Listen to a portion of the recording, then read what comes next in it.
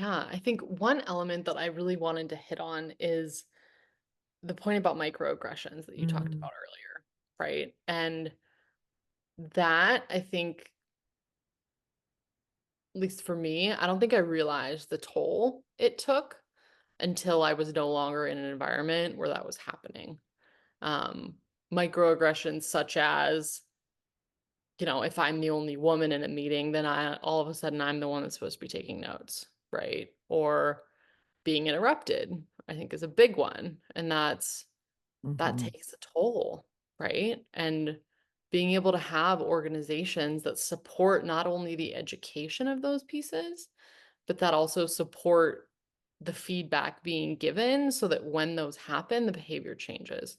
Because that's something that really is what's going to make equitable workplaces. And while microaggressions still occur, it's just leading to more women feeling burned out and not wanting to continue to climb the ladder, right?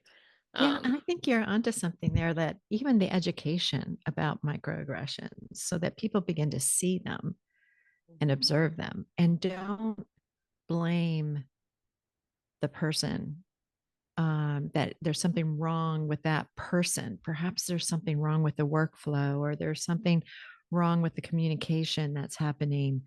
Um, and if you look at the source of some of that microaggression, it could be something that is totally unintentional, but Mhm. it's being played out in a certain way.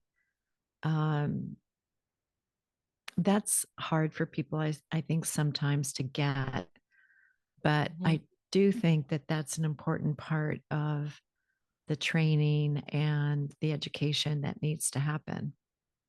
Totally agree. Yeah, because a lot of times too, like when I've given feedback on not necessarily microaggressions, but things in general, a lot of times folks don't even realize they're doing it, Yeah. right? It's totally subconscious and they do it and they don't even realize that it's happening. So I think to that point too, right? Like I think it's one thing to address it and have it continue to happen, then like, okay, continue to coach on it. But I think the second piece of that really is making sure that the way you're approaching it is in a way that's assuming positive intent Yeah. to the best of your ability. And of course, there's situations that can come up where it's obvious there's no positive intent there. In which case, deal with them as you will, right? But I think I would like to assume that there's always like a little nugget of some type of positive intent that we can give, even if it's maybe they don't realize they're doing it, right? Yeah, that was good.